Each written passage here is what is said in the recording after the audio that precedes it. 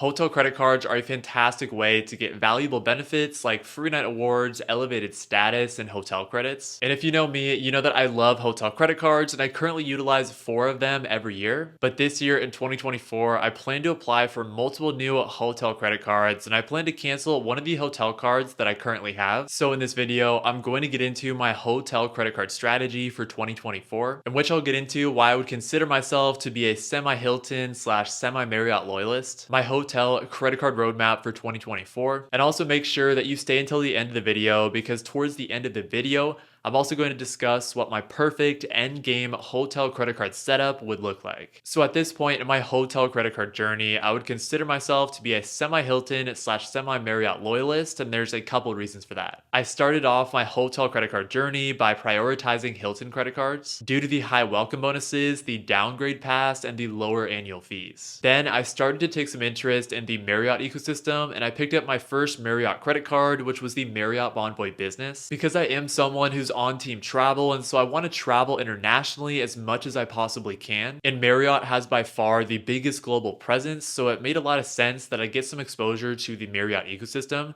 since this would give me the best chance of having property availability in the places that I wanted to travel to. As an example, in January, I was able to travel to Panama and Colombia. And for Colombia, which is a good example of some of these Spanish-speaking countries that I want to continue to travel to in the future, Marriott had by far the largest presence and the most amount of hotels that were available. Then came a couple options for Hilton, and then Hyatt, which is a really popular hotel brand for a lot of people, didn't really have much of a presence except for a couple options. This is a huge reason that I'm not as high on Hyatt as a lot of other people because their global availability is still lacking, especially in a lot of places that I want to travel to in the future. So the Hyatt brand just doesn't make as much sense for me and my own travel preferences. So at this point, I would consider myself to be like a Semi Marriott slash Semi Hilton loyalist because Marriott has the best global footprint that makes the most sense for my own travel preferences. And I think Hilton has the most powerful credit cards in terms of the different benefits and value that you're able to get from them. So I will be talking about some of the Hilton and Marriott credit cards that are a part of my 2024 hotel credit card strategy later in this video. But first, before I get into all of the hotel credit cards that I plan to add in 2024, let's get into the hotel credit cards that I have right now so you can get a good picture of what my roadmap is going to look like. So I have 3 Hilton credit cards, which are the Hilton Honors, the Hilton Business, and the Hilton Surpass, which I just upgraded back to. However, with that said, I'm actually planning on canceling my Hilton Honors Business next month, and I'll most likely downgrade my Hilton Surpass back down to the no annual fee Hilton Honors after 1 year and after I lock in the upgrade bonus. So once I do that, I won't have any elevated Hilton credit cards. You might be wondering to yourself, why in the heck would I do that if I would consider myself to be a Semi Hilton loyalist? Well, the reason for that is because I do plan to add the American Express Platinum this year in 2024, which will give me automatic Hilton Gold status. And so because of that, the automatic Hilton Gold status that I get on the Hilton Honors Business or the Hilton Surpass wouldn't really matter. However, I do plan to get the Hilton Aspire in the near future, which will give me automatic Hilton Diamond status. And I'll discuss that more when I go over my perfect endgame hotel credit card setup later in the video. Right now, I only have 1 Marriott credit card, which is the Marriott Bonvoy Business that gives me automatic Marriott Gold Elite status and a free night award every single year. But I do plan to add another Marriott credit card sometime in the near future, and I will talk about that more here in a second. First, in terms of the Hilton and Marriott benefits and points that I'm going to be using towards my hotel stays in 2024. During my trip to Panama and Colombia, I was able to utilize Hilton Honors points, as well as the Marriott Free Night Awards that I got from the welcome bonus on the Bonvoy Business to basically cover all of the hotel costs that we had during our trip. I do have a full travel redemption video coming out in the next week or two, where I'm going to go over all of the travel redemptions that we made and the value that we got from all of those redemptions. So if you're interested in seeing that video, then make sure to subscribe so that you don't miss out. But in addition to that, I am going to have some one-off weekend hotel stays in 2024 for like out-of-town weddings and things like that. And then I'm hoping to go to either Mexico City or Oaxaca in December of this year. So if I'm able to make that happen, then my goal would be to utilize Hilton Honors points for that trip as well. Okay, but now let's get into the part of this video that probably a lot of you are waiting for. So let's discuss the hotel credit cards that I plan to add in 2024. First of all, I'll be brief here because I have discussed this a lot in previous videos, but one strategy that I'm utilizing in 2024 for my credit card roadmap is that I'm still prioritizing business credit cards so that I can extend the amount of time that I'm under Chase 524 and I can continue to add Chase credit cards. So the first hotel credit card that I plan to add this year is the IHG Premier Business, since it is a business credit card. And I don't have a ton of experience with IHG properties, but this is a great way to accumulate a significant amount of IHG points,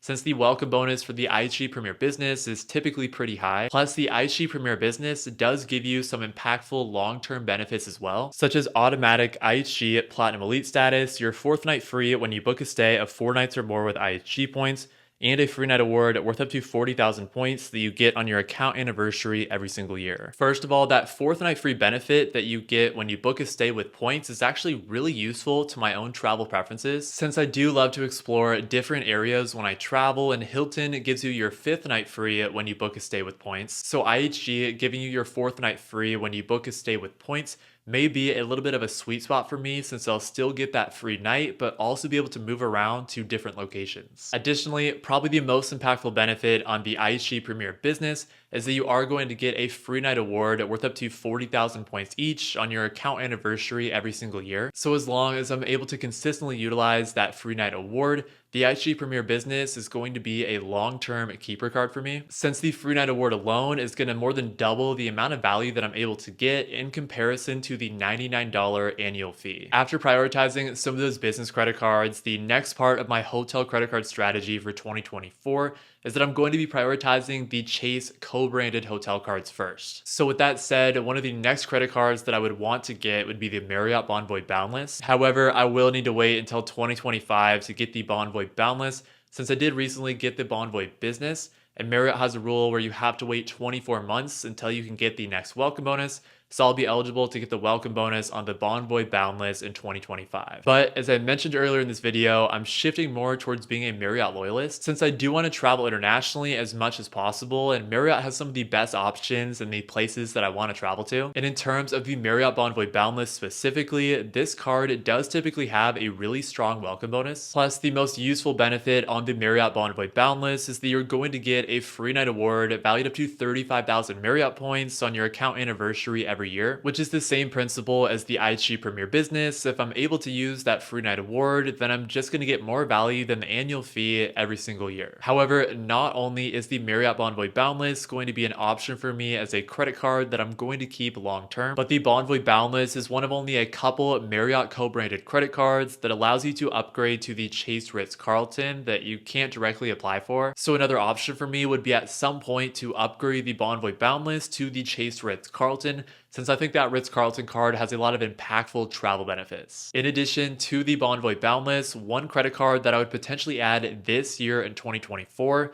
would be the Chase World of Hyatt. I know I did say that I'm not that high on Hyatt, so you might be wondering why I would want to get this card. Well, there is a very specific reason that I would be interested in adding the Chase World of Hyatt card this year, and that's because the World of Hyatt card gives you a free night award at a category 1 through 4 Hyatt property every year. So again, the same principle, if I'm able to utilize that free night award every year, I'll get more value than the annual fee. Since I am someone who's on team travel and I want to travel as much as I possibly can, my thought process is that I should have no problem utilizing those free night awards for different travel plans every year. And my strategy is to accumulate as many hotel keeper cards as I can feasibly manage every year. Also, as a quick side note, I'm really interested to see how that Luxury World of Hyatt card looks.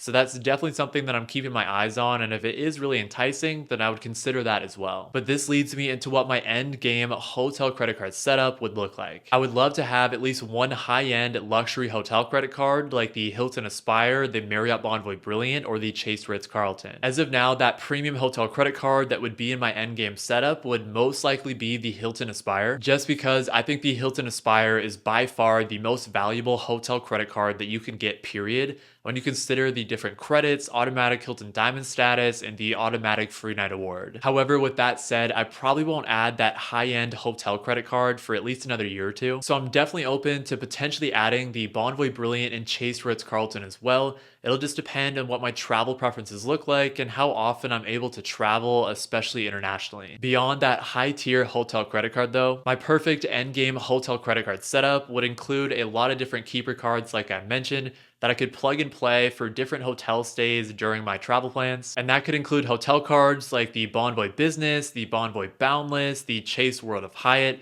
IHG Premier, IHG Premier Business, and I'm sure probably more as well. In conclusion, as someone who's on team travel, hotel credit cards are some of my favorite credit cards to utilize because they have a very specific, tangible way to get you more value than the annual fee with a lot of the free night awards that a lot of hotel credit cards offer. Plus, of course, the ability to get other travel benefits as well, such as hotel credits and elevated statuses. But if you did enjoy this video, then I think you'll love this video where I ranked every single hotel credit card from best to worst. Thank you all so much for watching this video, and I hope you all have a great rest of your day.